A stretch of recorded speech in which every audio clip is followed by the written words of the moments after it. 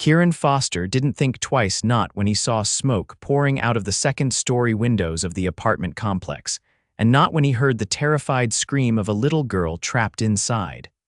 "Help. Mommy!" He dropped the wrench in his hand, sprinting from beneath the hood of a broken-down sedan, his worn boots pounding against the pavement. The fire was spreading fast, too fast. People were yelling, sirens were distant, but Kieran didn't stop to wait. "Where is she?" he shouted to a crying woman on the sidewalk. "Second floor, apartment 23, my baby's in there." Kieran didn't answer. He shoved past the front door, narrowly avoiding a wave of smoke. Heat hit him like a fist. The hallway was thick with it. He wrapped his shirt over his nose and sprinted toward the stairs. He didn't know what he'd find. He didn't care. All that mattered was that someone needed help. By the time he kicked open the door of apartment 23, the flames had crawled over the ceiling. He heard a small sob, panic choked. "Hey, I'm here," he called out, squinting through the smoke. A tiny form huddled in the hallway, clutching a stuffed rabbit and coughing. "I got you," Kieran said, scooping her up. "We're getting out of here, all right." "Hold on to me." The girl clung to him without a word, her face buried in his shoulder. Kieran charged back into the corridor, shielding her with his arm. The building groaned like it might collapse on top of them, but he didn't stop. He burst through the front doors just as fire trucks pulled up. The girl's mother was screaming. "Jessa," the woman ran forward, dark hair flying around her face as she dropped to her knees. Kieran handed the girl over gently, his breath ragged. "She's okay," he said, voice hoarse. "She's okay." The woman wrapped her arms around her daughter, sobbing. "Oh my God, thank you so much." Kieran nodded once, then turned to walk away, chest heaving. He didn't want attention. He just wanted to get back to work if his hands would stop shaking. He didn't see the woman's eyes follow him, full of shock and something else she couldn't name.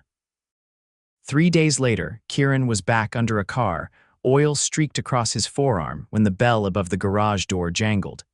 He wiped his hands on a rag and looked up.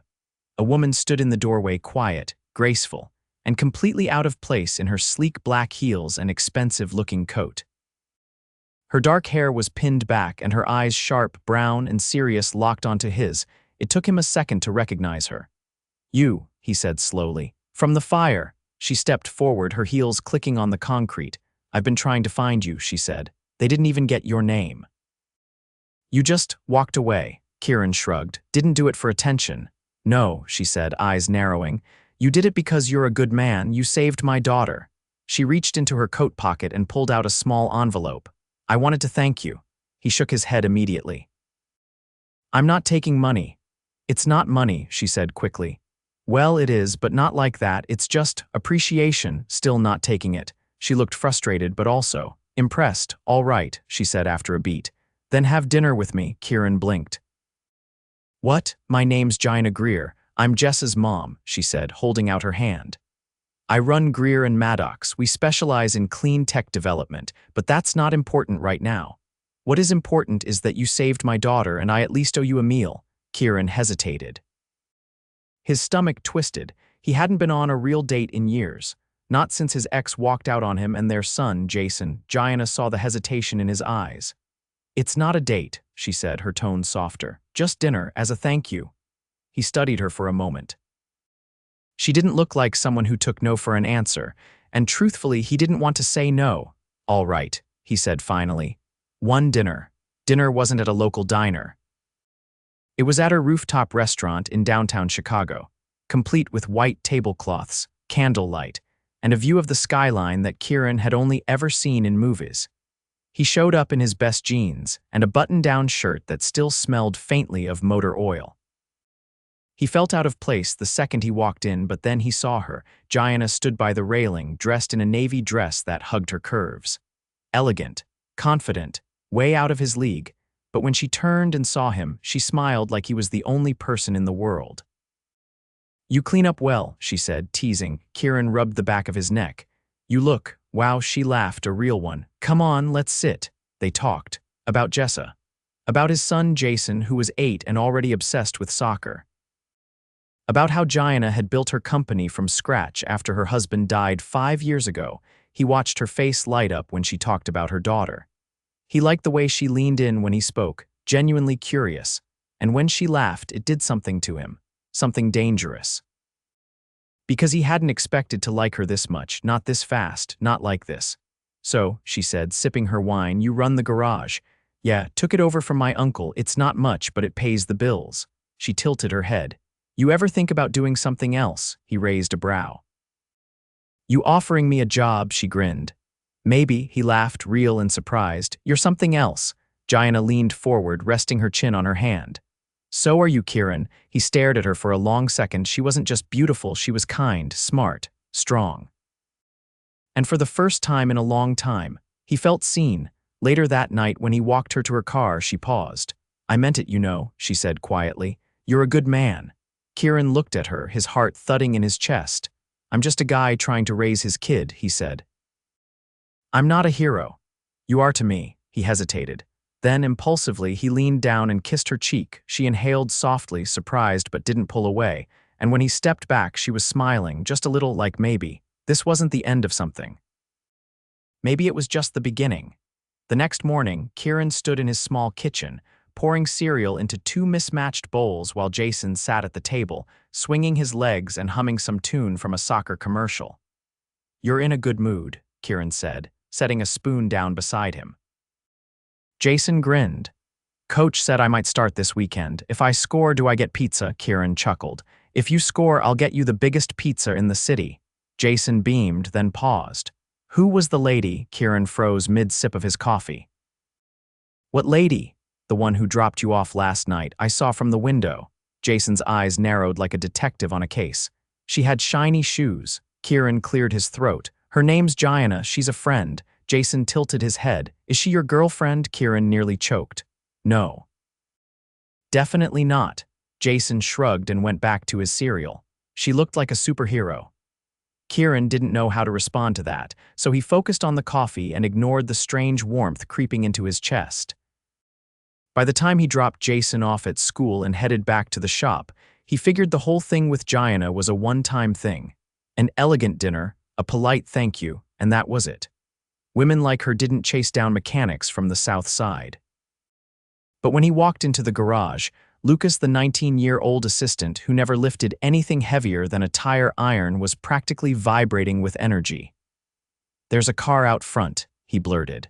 A crazy one, looks like it came out of a spaceship. And it's asking for you. Kieran frowned and walked out to the pavement, wiping his hands on a rag. It wasn't a spaceship, but it might as well have been. A silver coupe with doors that lifted like wings was parked by the curb. A man in a suit stood beside it, holding something. Mr. Foster? He asked, stepping forward. Kieran raised an eyebrow. Yeah, the man extended a box. Miss Gianna Greer asked me to deliver this to you personally. Kieran took it, confused, and the man nodded once before getting back into the car and vanishing down the street. Inside the box sat a watch. Not just any watch, a sleek black timepiece that looked like it belonged in a vault. Tucked beside it was a card with a single line written in clean, elegant script. You left before dessert. Time to fix that. Kieran stared at it for a long second. Lucas hovered behind him. Is that a real Rolex? Kieran shut the box. Back to work. But his mind wasn't on carburetors or brake lines for the rest of the day. Later that evening, he stood in front of his bathroom mirror, debating whether or not to call the number she'd scribbled on the back of the card. He didn't own cologne, didn't have cufflinks. But something about the way she'd looked at him, like she saw past the calluses and the debt and the long hours, stuck with him. He picked up the phone and dialed. Gianna answered on the second ring. I was beginning to think you'd lost the card. I didn't lose it, he said. I just wasn't sure if you were serious. I don't joke about dessert, he smiled despite himself. So what are we talking? Ice cream, pie? Gianna's voice warmed. Come by my place, I'll show you. He hesitated. I've got Jason tonight, bring him. I have a daughter, remember. They can eat sugar and bounce off the walls together.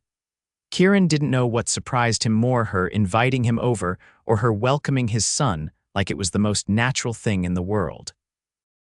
An hour later, he stood in front of a 5-story brownstone in Lincoln Park, Jason holding his hand and carrying his beloved soccer ball under his arm. Gianna opened the door wearing jeans and a soft gray sweater, barefoot and smiling. Come in, she said. We're making lava cakes. Jason's eyes widened. Do they actually explode? Gianna laughed. Not unless we mess up the recipe. The evening unfolded in a way Kieran hadn't expected. Jessa and Jason bonded over a shared obsession with animated movies. They argued over which flavor ice cream deserved to be crowned king. They built a blanket fort in the corner of the living room and declared it a no-parents zone. Gianna handed Kieran a glass of wine and leaned against the kitchen counter beside him. They're going to be best friends, aren't they? He watched the two kids giggling under the glow of a string of fairy lights. Looks like it. She glanced at him, then back at the living room. You're doing a good job with him. Kieran looked down at the glass in his hand. I'm trying. Trying's more than most people do, he turned to her. You're full of surprises. Gianna met his eyes without flinching. So are you. The air shifted, not romantic yet, not electric, but something deeper, a quiet understanding. A crack in the wall neither of them realized they'd built. When the kids finally passed out in their fort, Gianna brought out coffee and a plate of the lava cakes, still warm. Okay, she said, cutting into hers. This is the part where you say I'm a culinary genius.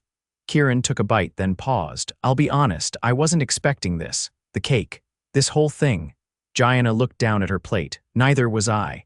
They sat in silence for a moment, the low hum of the fridge the only sound. Then she leaned forward. Why'd you really run into that building? Kieran didn't answer right away. Then he set his fork down. My dad used to say, if you hear someone screaming, you don't walk, you run. I didn't think, I just heard her, and I ran. Gianna studied him. Most people would have frozen. I've been through worse fires, he said quietly. She didn't press for more.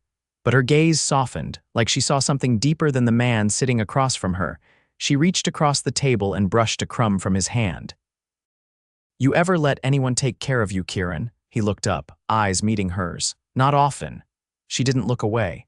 Maybe you should, and for the first time in years he didn't feel like running. The rain had started somewhere between the end of the third quarter and Jason's muddy goal celebration. Kieran stood beneath a cheap umbrella, clapping as the kids cleared the field, soaked and shivering but triumphant. His son jogged toward him, grass-stained and grinning. I scored, Dad. You sure did, Kieran said, ruffling his wet hair. That was one hell of a kick. Jason's eyes darted to the side. She came. Kieran turned. Gianna, holding a navy umbrella and wearing a long camel coat over jeans, waved from the bleachers. Jessa stood beside her, bouncing in place with a bright pink poncho hanging off one shoulder. Kieran blinked. He hadn't told her about the game. Jason was already charging toward Jessa, who immediately launched into a dramatic recounting of how they'd made posters but forgot them in the car. Gianna approached slowly, eyeing Kieran's mud-splattered boots. You didn't tell me he was a star midfielder. I didn't think you'd show up, he said. Especially not in that. She looked down at her coat. I've survived boardrooms full of men who think clean energy means washing their cars. I can handle a little rain. He shook his head, amazed. You tracked down a youth soccer game in the middle of nowhere, she shrugged. I called the school. I said I was an ant, he laughed. You're ridiculous. I brought sandwiches, she said, holding up a brown bag. Turkey no mayo. Jason mentioned he hates it. Kieran blinked at her. You remembered that. I listen, she said simply. They sat on the hood of her parked SUV, the kids eating in the backseat with the windows cracked and music playing low. Rain tapped against the windshield as Gianna handed Kieran a sandwich wrapped in wax paper. You know, she said, watching the steam rise from her coffee, I didn't think I'd ever be around soccer fields again. He glanced at her. Why's that? My husband was obsessed with it. He wanted Jessa to play, but she wanted piano lessons. They used to argue about it, not in a mean way, just stubborn love. Kieran didn't speak. He let her continue. When he died, I put all my energy into building the business. Greer and Maddox started as an idea on a napkin. Now we're in 4 countries. I thought that kind of success would fill the space. And did it? He asked. She smiled faintly. It filled the calendar, not the space. A long silence settled between them, broken only by the sound of the kids laughing in the back. I used to think stability meant never letting anyone in again, she added. Then you walked into a burning building. He looked down at his boots. That wasn't exactly planned. Neither is this. He met her gaze. She wasn't teasing. She wasn't being polite. She was serious. He felt it in the way her voice dropped, in the way her shoulders relaxed when she looked at him. She wasn't curious anymore. She was invested. "I'm not used to this," he said quietly, "being someone people show up for." "Well," she said, nudging his arm, "get used to it." He studied her face. The soft tension in her jaw, the way her hair clung to her cheek from the dampness. She wasn't a woman playing dress-up in a regular world. She was part of it now, his world, or at least trying to be. "I've got something to show you," she said suddenly. He raised an eyebrow. "Now, after you dry off, tomorrow." Before he could ask more, she turned to check on the kids. Jason and Jessa were arguing over who got the last cookie. The next day, she sent a car, not a driver. "A car. Just follow the address," she said when she called. "Bring Jason. I've already arranged a sitter for when we get there." Kieran followed the GPS out of the city, past the suburbs, and into the kind of countryside he didn't even know existed outside glossy calendars. Rolling hills, iron gates, and finally a sprawling estate tucked behind tall hedges and security cameras. Jason pressed his face to the window. "Is this a castle?" Kieran didn't answer. They parked in front of a 3-story modern manor, all glass and stone and sharp angles. A woman in a crisp uniform opened the front door before they rang the bell. Gianna appeared at the top of the stairs, dressed in navy slacks and a white blouse, barefoot again. "Welcome to Greer Hill," she said. "My father built it, but I made it mine." Kieran stayed still. Jason stood beside him, silent for the first time all morning. Gianna walked down the steps and stopped in front of them. "I know you're wondering why I brought you here." "I think I figured it out," Kieran said. "You're rich," she smiled. "I'm more than rich, I'm a billionaire," Jason gasped. Kieran frowned. "You're joking," she shook her head. "I told you I built Greer and Maddox. What I didn't say was that I own 81% of it." He blinked. "Why are you telling me this now?" "Because I needed to know you before you knew this. And I needed you to see it, not just read about it." He crossed his arms. "So what now?" "You want to see if I flinch? I want to show you something else." She led them inside, down a hallway lined with framed patents and architectural renderings, and into a room filled with workbenches, half-assembled turbines and glowing prototypes. "I'm launching a new initiative," she said. "Affordable, sustainable energy for low-income neighborhoods. I need someone who knows how to think with their hands." He stared at her. "You want me to work for you. I want you to help rebuild the world, and maybe help me rebuild mine." He looked around. The workshop was massive. "The possibilities endless. I'm a mechanic." "You're a problem solver," she corrected. "The world needs more of that." Jason tugged on his sleeve. "Does this mean you're going to work in a castle?" Kieran didn't answer immediately. He looked at Gianna. She didn't blink, didn't plead. She just waited. And somehow, that made him want to say yes more than anything ever had. Kieran stood in the center of the workshop at Greer Hill, holding a prototype housing for a solar inverter, feeling the weight of it more than just in his hands. A week ago, he'd been fixing busted mufflers under fluorescent lights. Now, he was being asked to help design the kind of tech that could change lives, and not just any lives, but the ones he'd spent his whole life surrounded by. He set the housing down on the table and looked across the room at Gianna, who was adjusting a schematic on a touchscreen wall panel. Sunlight filtered through the tall windows, casting long beams across the sleek concrete floor. "You're sure about this?" he asked. "You're trusting me with all this?" Gianna didn't look up. "I don't trust easily, but I know what I see when something's built to last." He crossed his arms. "I'm not an engineer." "No," she said, turning to face him. "You're a builder. You understand what people actually need. You've lived it." "That's more valuable than any degree." He exhaled slowly, then nodded. "All right, I'm in, but I want Jason to stay in his school. I'm not uprooting him." "You won't have to," she said. "I already figured out a hybrid schedule. You'll work here 3 days a week. The rest, you can remote in or meet with our field crews near your neighborhood." He blinked. "You already planned that. I don't make offers I can't follow through on." Her voice was steady, but there was something new in her eyes, uncertainty, just for a second. Like she wasn't sure if he'd accept this part of her world. Not just the job. All of it. Kieran stepped closer and picked up a tablet displaying the test data from a recent trial. "Then let's build something better." Gianna's expression shifted relief, pride, and something deeper flickered across her face. She didn't say thank you, she didn't need to. Later that evening, after Jason had been picked up from school by a sitter Gianna had personally interviewed, Kieran stood on the back terrace of Greer Hill, watching the low sun dip behind the hills. The quiet was heavier here, not suffocating, just still. Gianna joined him, carrying 2 mugs of coffee. This time, she traded her usual sharp lines for a soft cream sweater and flats. She handed him a mug without a word. He took a sip. "You always drink coffee this late. I don't sleep much." He glanced at her. "Work and other things." Neither of them said anything for a moment. "Jessa had a nightmare last night," she said eventually. "Woke up crying about the fire, said she thought you were going to disappear." He set his mug down. "She's safe now. She feels safe because of you." He turned to face her. "You both make it real easy to care." Gianna looked down. "I've been careful for a long time, careful who I let near her. Near me, I had to be. The moment people knew I was running things, I stopped being a person and started being an opportunity. You think I'm here for that?" "No," she looked up at him. "That's why I'm scared." He stepped closer. "You should be scared if I wasn't." A breath caught in her throat. "I don't know how to do this part." "Neither do I." She leaned in, forehead resting against his chest. He wrapped his arms around her, grounding them both. "You don't have to prove anything to me," he said quietly. Gianna pulled back just enough to meet his eyes. "I'm not used to being the one who needs." "Then let me be the one who gives." She kissed him. It wasn't perfect. It wasn't slow or orchestrated.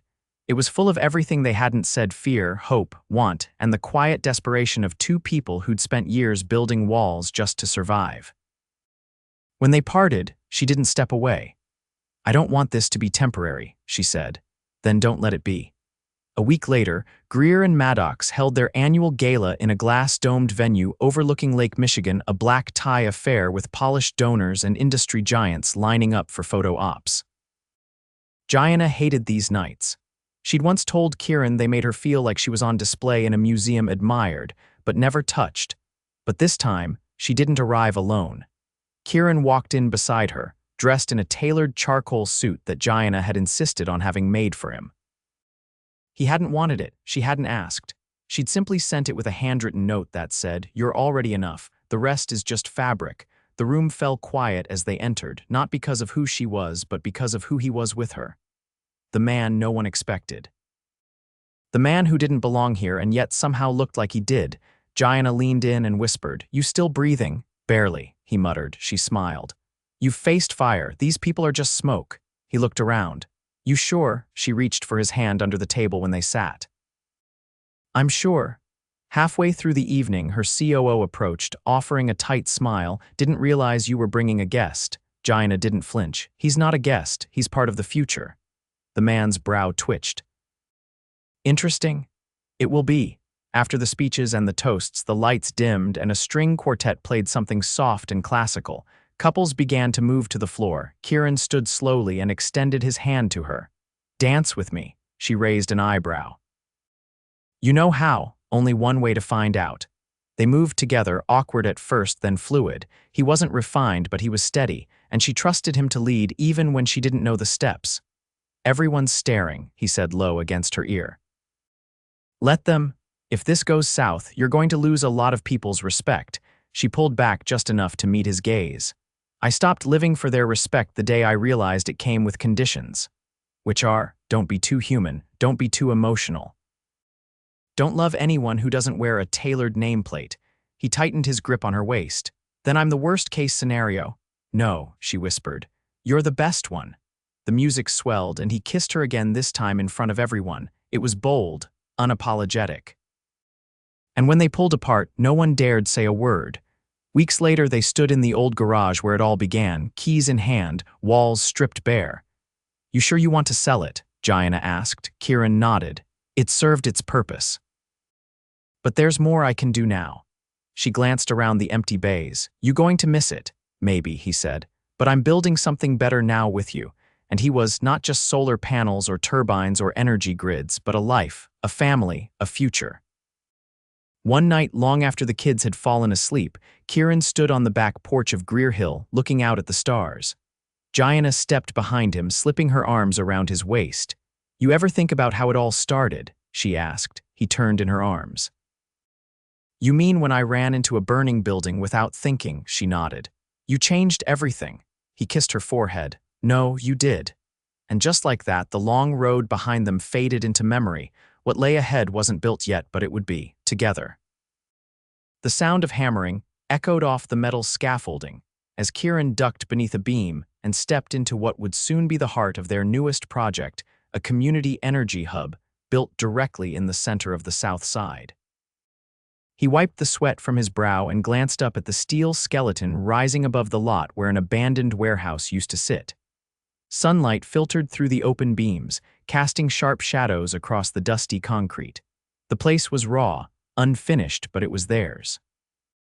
Gianna stood a few yards away, reviewing blueprints with the lead architect, her hair pulled back, hard hat tucked under one arm. She wore a fitted navy pantsuit and boots that were already scuffed from the site, yet she moved through the chaos like it was a boardroom. Kieran approached, brushing his hands off on his jeans. "You're going to scare the crew if you keep pointing out structural flaws that fast," he said. Gianna didn't look up from the blueprint. "I'm not pointing out flaws, I'm preventing lawsuits." He leaned close. "You know you've already paid them double market rate. That's why they'll listen when I say the West Corridor needs bracing." The architect excused himself, clearly relieved. Kieran watched him go, then turned to her. "You always this intense when you're winning." Gianna finally looked at him. "You think we've won already?" "I think we're close," he said. "This building, this whole thing, it's going to change lives." "Not just lives," she said, folding the blueprint. "Expectations. People think clean energy's a luxury. We're about to make it a right." He reached out and brushed a strand of hair from her cheek without thinking.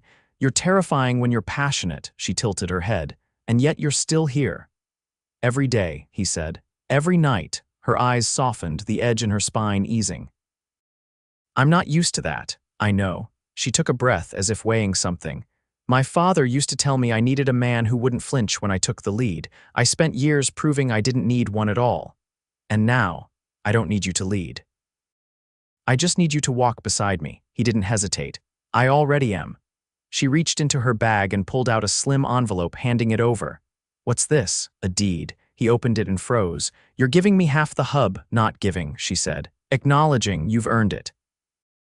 You've worked every day, engineered the modular turbine systems, built the trust of the entire neighborhood council. This place wouldn't exist without you." He looked at her, stunned. "You're serious?" "There's one more thing," she added. "City Council approved our proposal this morning. We go live in 6 weeks." His breath caught. "We're really doing this," she nodded. "Together." That night, they returned to Greer Hill. The kids had spent the day with the sitter at the new science museum, returning home full of facts about solar flares and wind resistance. After dinner, Jason and Jessa disappeared into the game room, and Kieran found Gianna on the second-floor balcony, gazing out at the starlit fields beyond the estate. He stepped behind her, wrapping his arms around her waist. "We never celebrate," he said, resting his chin on her shoulder. She leaned back into him. "We're always pushing. Let's stop pushing, just for tonight." She turned in his arms. "What would we do if we stopped?" "Something reckless," he said. "Like marry me." Gianna blinked. He hadn't planned to say it. He didn't have a ring, didn't have a speech. But he meant it. "I love you," he said. "And not just the way people say it when they're caught up in something big. I love you when you're impossible. I love you when you're overthinking. I love you when you make me sign off on 3 different safety reports before I fix a light fixture." She didn't answer immediately. Her eyes shimmered. "You're really proposing without a ring?" "I'll get you one," he said. "But I didn't want to wait." "I don't want to wait." She reached into her pocket and pulled something out. A ring. He stared. "I kept it with me," she said softly. "My mother gave it to me years ago, told me to never settle for someone who couldn't see the fire in me and still choose to stand close." He swallowed. "Gianna," she slipped it into his hand. "Put it on me." He did carefully, his fingers trembling just slightly. When it slid into place, she looked at him with something fierce and unshakable in her expression. "I love you," she said. "And I've never said that to anyone since." "You don't have to finish that," he said. "Yes, I do. I've lived in the shadow of what I lost for so long, I forgot I could still have more. With you, it's not a replacement. It's a new kind of full. He kissed her there, with the stars above and the wind rustling through the trees. 2 months later, the community hub opened with a ribbon-cutting ceremony attended by local families, city officials, and press. No one cared that Gianna wore flats and a simple white dress. No one cared that the man beside her wasn't in politics or tech or polished PR. All they saw was a woman and a man who'd built something together and were still building. When they unveiled the plaque at the entrance, it read, "The Foster Greer Energy Center for the People. By the People." Built with heart, powered by hope, Jason and Jesser ran through the crowd, handing out reusable solar-powered flashlights to kids. They wore matching shirts with the hub's logo and beamed every time someone asked if they were related. "Technically, not yet," Jason told one woman.